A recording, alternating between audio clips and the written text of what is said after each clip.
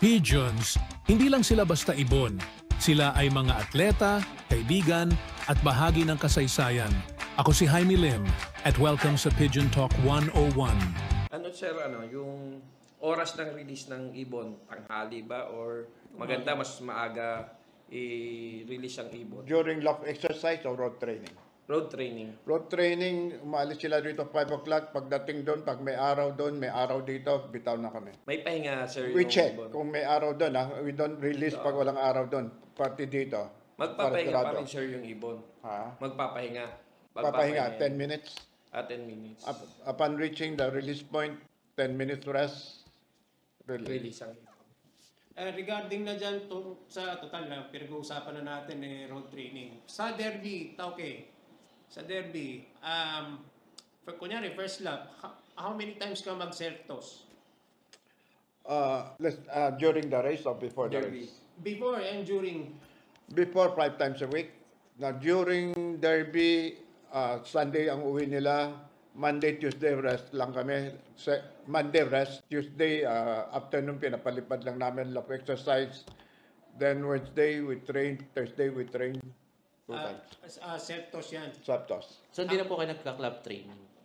Puro self-toss? Kung may club training, sumasabay kami sa club. Ano advice mo, kunyari, ang ibon, last 2 laps, contender, advisable pa bang i-self-toss o I-keep na. club training o pahinga na lang? Train namin. Kasi inyo, tinitrain nyo talaga. Ang dahilan, pag di mo train, medyo bumibigat sila. Mabilis sila bumigat. Kaya lang, Pwede mo bawasan. Let's say, medyo malayo na. Maybe once a week. kaya lang medyo may konting risk, no? Sir, anong gusto nyo? Mabigat na ibon or talagang magaang na magaang Bilog siya? na magaang. Bilog. Maganda yung mga Magaang. Hindi lilipat yan pag mabigat. So, si Remero, balik tayo dun sa breeding, kasi nakalimutan natin. So, ano ba mas maganda ipares? Kasi sabi nyo, minsan sa kasalukuyang minsan pinag-cross nyo, pinag-iiba nyo.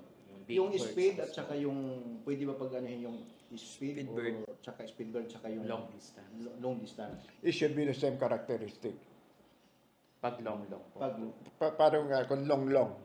Medium and long pwede pa. Dahil sa atin, in between . So, medium bird and long pwede. Pero mas maganda, same characteristic, long and long. Medium and medium. Wala akong short . Consistent. Most likely, kailangan talaga consistent po talaga ang ibon natin pagdating Yes. sa pigeon industry natin kasi sobrang daming magagaling na ngayon na mag-iibon. So, ang hirap na talaga manalo. So, talagang challenge ito sa ating mga kahabis, mga kalapatids, kung paano natin ipapanalo yung mga ibon natin. So, kaya po tayo nandito para sa talakayin po natin yung mga strategy, mga trainings, and mga events na kung saan i-workout natin kung paano natin matutulungan yung mga newbie natin dito sa pigeon industry. I agree. Alam mo, mas matindi ng labanan ngayon kaysa before. During the 80s and 90s, wala. We don't train. Hindi namin inintindi. Dilipad. Katuan lang. Yes. Then, kwentuhan na lang pagdating sa club. Ngayon talagang tutukan na lahat. Saka po yung that time po sir kasi parang ang hirap mag-acquire pa ng mga ibon eh. Yes. Sobrang hirap. Hindi katulad ngayon na Dali na madali mag-import. na mag-acquire Saka ng mga ang ibon. daming bloodline naglalabasan ngayon.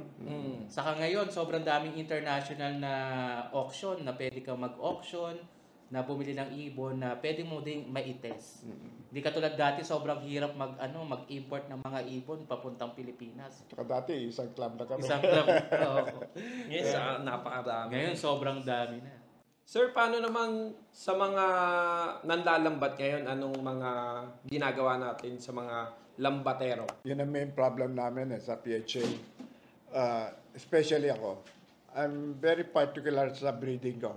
Sa breeding program ko, tinitingnan ko kung alin mga bloodline ko nagpa-perform. With the lambat, really, wala akong ng direction kung alin magaling, alin hindi. Baka akala ko, mahina itong bloodline na ito. Hindi nagpo-produce. Yung pala, nalalambat. So really, I've been campaigning this more than 10 years. Kinausap namin si Congressman Lito Atienza, willing to assist us. Nagkaroon na ng one reading sa Congress tapos natigil dahil sa pandemic at wala na at di na natuloy ngayon. Hopefully may buhay ulit yung batas na yan na bawal maglalambat para maiwasan ang mga lambat na yan.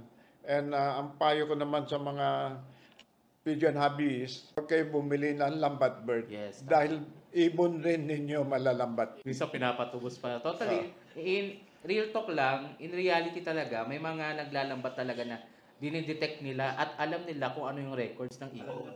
Alam nila kung sino may-ari.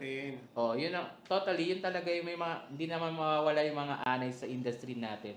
So totally, yan nagiging big problem natin. Kaya porsigido yung ating programa which is yung anti-lambat movement campaign na ginagawa din nila ng ating mga kalapatids na at least kahit papano this season medyo kung di man namin natanggal totally is nabawasan naman. So with the help pa rin ng ating mga kalapatids sa industry na kahit papano may mga kumikilos.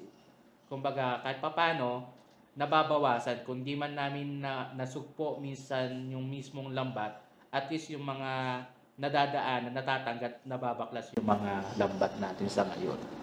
Sir Jaime, ang itatanong ko po ay tungkol po sa preparation ng kung paano nyo i-prepare ang warriors nyo pagdating sa karera.